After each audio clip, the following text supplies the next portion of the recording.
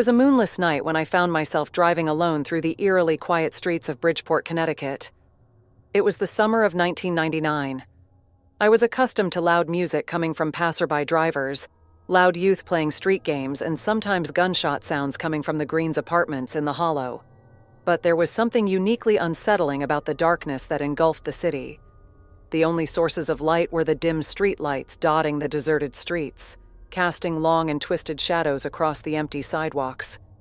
As I navigated the maze of familiar streets, an overwhelming sense of unease settled in the pit of my stomach. Each turn I took seemed to lead me deeper into an abyss of desolation. It was as if the city itself had been swallowed by an insidious force, leaving me lost and vulnerable in its wake. Unable to shake the icy grip of fear, I yearned for some form of reassurance or familiarity. Desperate, I took out my Boost walkie phone and tried to call for help, only to discover that there was no signal. Feeling a sense of dread settle over me, I continued driving, hoping to find any signs of life in this empty town. The silence was broken abruptly by a sinister whisper that sent shivers down my spine. "Turn right," it hissed, seeming to crawl from the shadows themselves. Its tone was filled with malice and hostility, as if urging me towards an unknown danger. With bated breath, I followed the directions, my heart pounding in my chest. The road twisted and turned through desolate neighborhoods on the east side of Bridgeport, father panics crumbling, housing the streets like ancient sentinels. Each building seemed to have a story, a history tainted by some hidden darkness. My imagination began to run wild as I envisioned the horrors that lay abandoned within those decaying walls. Abruptly, my headlights illuminated a figure standing alone in the middle of the road.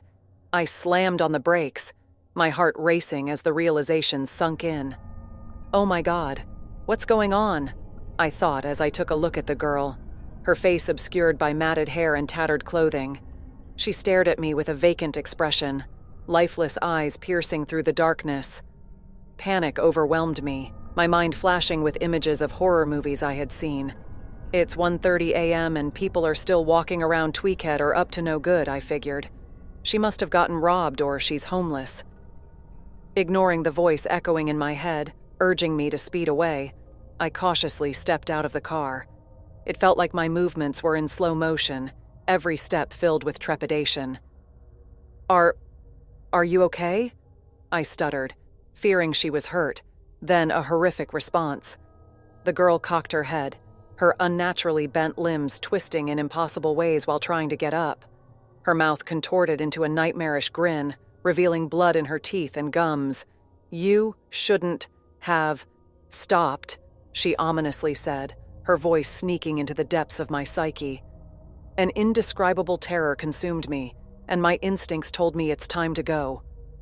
I raced back to the car, ignoring the girl's haunting laughter that seemed to echo throughout the desolate street. The smell of rotting wood reeked in the air of the streets. The night grew bleaker as I drove, desperately searching for an exit from this endless nightmare. There was a blinding flash of light that engulfed the car. Suddenly, I found myself standing on the East Washington Bridge, peering into the abyss below. The water was low that day. The sound of its rushing waters filled my ears, and yet I couldn't tear my gaze away. The voice returned, its whispers echoing in my mind, urging me to jump. Adrenaline coursed through my veins, and I fought against the hypnotic pull.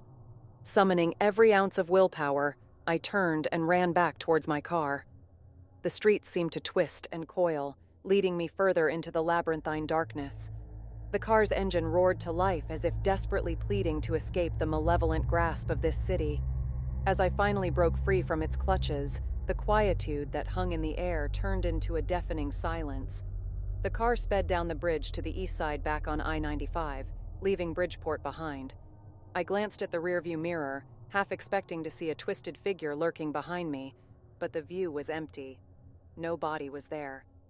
I had just encountered my first paranormal activity. Though I had physically left, a lingering sense of horror remained, forever etching itself into my psyche. Bridgeport, Connecticut, had one last chilling message for me. A place where darkness and nightmares truly come alive, lurking beneath the facade of normalcy. And as my tires touched new asphalt, I hoped never to return to that twisted realm, praying that others would avoid the midnight drive through Bridgeport's hollow and fearful streets of the horrors that lurk within its haunted past.